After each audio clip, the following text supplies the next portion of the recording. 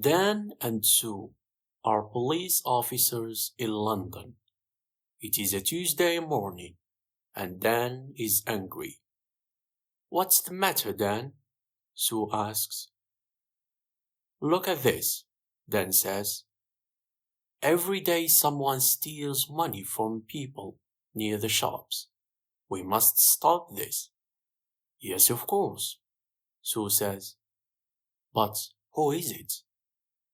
"There is a jogger," Dan says. "Every day he runs near the shops. Sometimes he runs into people. Perhaps he steals the money." "Okay," Sue says. "Let's go to the shops. Perhaps we can see this jogger." They sit upstairs in a window over the shops. Dan has a radio. They watch the people in the street. "Look," Sue says. "There is the jogger." The young man runs into an old woman, and she falls down. The jogger puts his hand on the old woman's arm. "I'm sorry," he says. "Can I help you? Here is your bag." Then a young woman shouts at him. "Don't run here," she says.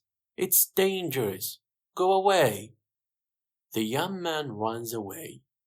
Dan talks in his radio. "Quick, stop him. He's running up North Street." A police car stops the young man in North Street. "Are you okay now?" Sue asks the old woman. "Yes, thank you.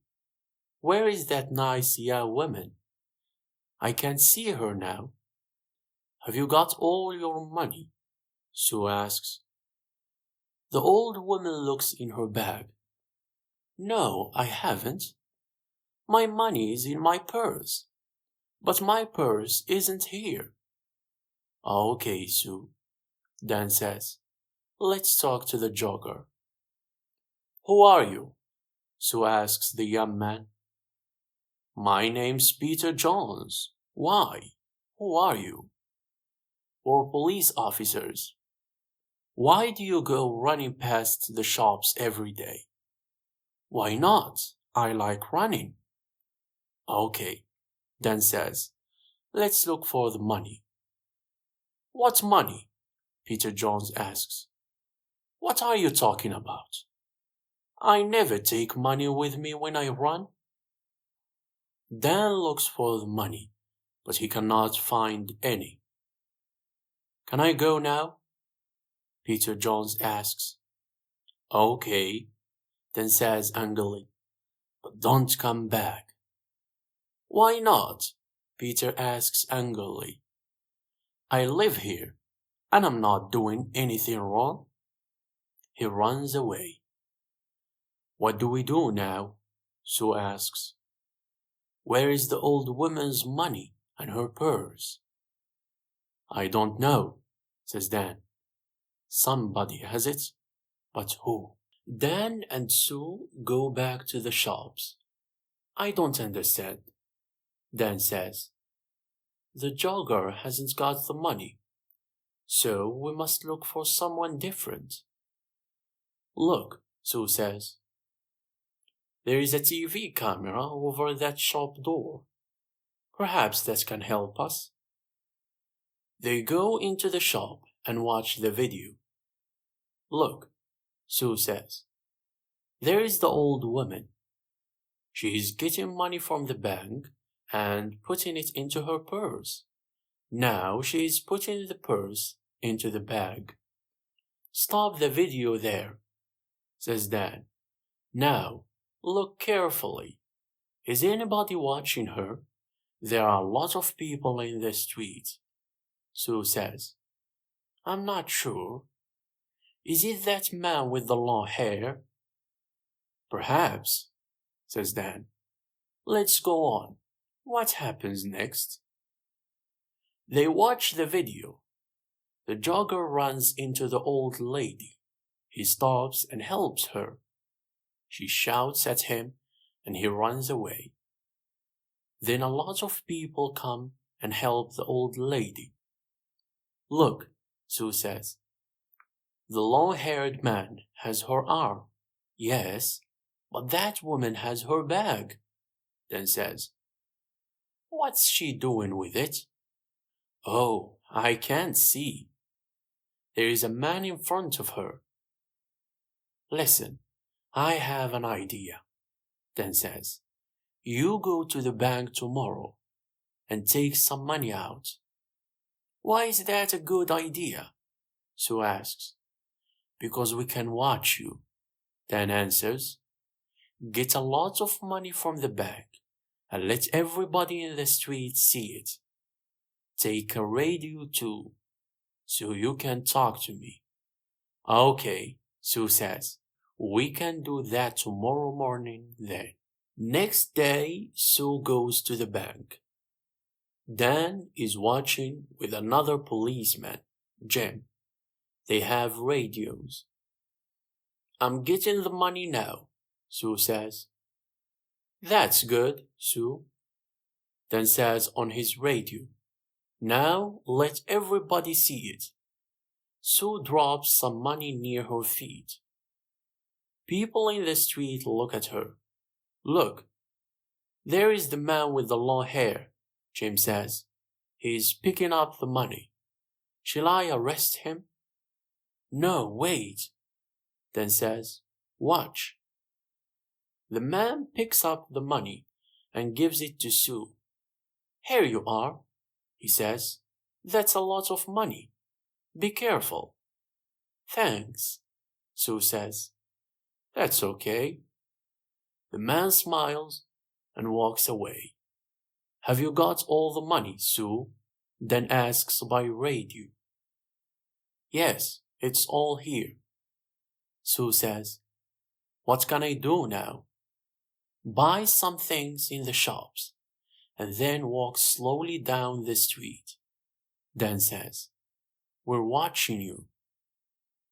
Sue buys some apples, milk, and bread. Then she walks slowly down the street. Dan and Jim watch her go. Is anybody following me? Sue asks. No, Dan says. There is a woman with a baby. That's all. Don't follow me, Sue says into the radio. Nobody must see you. I'm turning right into Smith Street. Now I'm turning left into Peg Lane. The woman with the baby is following me. I'm turning right into Dale Avenue. Are there lots of people about? Dan asks. No, it's very quiet. Nothing is happening. Dan and Jim wait. Then Sue shouts, be careful! Oh, help me! Quick, help! The jogger, Peter Jones, runs into Sue and she falls over. There are apples, milk, and bread everywhere. I'm sorry, says the man. Let me help you. The woman takes Sue's arm. Are you okay? She asks. Go away, she shouts at the man. But he sees the radio in Sue's pocket. What's this? He asks. A police radio? Give me the money, quick. He takes the money and runs. The woman wants to run after him, but Sue holds her. Stop, she says. I'm a police officer. You must stay here. But why? The woman asks. I want to help you. That man has your money. I haven't got it. Is he your friend? Sue asks. Where does he live? I don't know, the woman says.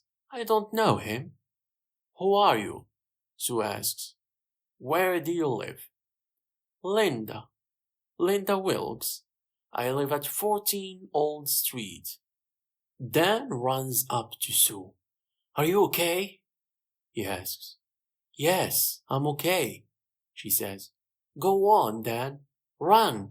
Sue calls a police car on her radio. Dan runs after Peter Jones. Jim, he's turning left into Dock Lane, he shouts. Can you see him? I can see him, but he's running very fast, Jim says. The jogger sees Jim and gets into a boat. Jim runs to the river and gets into the boat too. Stop, Jim says. I'm a police officer. Oh no! The jogger, Peter Jones, hits Jim and he falls into the water. The boat goes across the river. Dan helps Jim out of the water. He's going into a cafe, Dan says. Come on, let's run to that bridge. They go across the bridge and run to the cafe. Jim goes behind the cafe and Dan goes in. Is he in there? Jim asks on his radio. Yes, Dan answers. Jim, he's coming out. Stop, says Jim. I'm a police officer. But Peter has a knife in his hand. Jim holds out his hand. Give me the knife, Peter. Stay back, Peter says. I can kill you with this. Jim can see Dan in the door behind Peter. Dan walks out of the door, very slowly and quietly. Come on, Peter, says Jim. Give me the knife. Dan takes Peter's arms from behind, and Jim takes the knife from his hand. Dan finds the money in Peter's trousers. I want to go home now, says Linda. My baby is hungry and tired. Do you know Peter Jones? Sue asks. Do you and Peter steal money from people?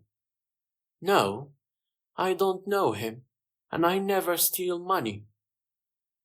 Do you know this woman, Peter? Dan asks. No, says Peter. I don't know her. Who is she? Dan and Sue go back to their office. Does Linda work with Peter? Dan asks Sue. Yes, she does, says Sue. Watch this video. Look, there she is. She's watching me give the money. And now she's talking to someone on her phone. But who is she talking to? She's talking to Peter, of course. Now she's following me and talking to him again. She's talking about me. Dan and Sue speak to Linda again. Can I see your phone, please, Miss Wilkes? Sue asks. My phone? Why do you want to see that?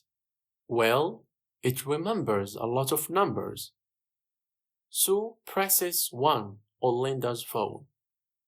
Peter's phone begins to ring. Sue laughs. Let me ask you again, Miss Wilkes. Do you know Peter Jones? Well, yes. Okay. I know him, but I don't steal money. Sue and Dan take Linda home. They go into her house. There is £200 under your bed, Linda, Dan says.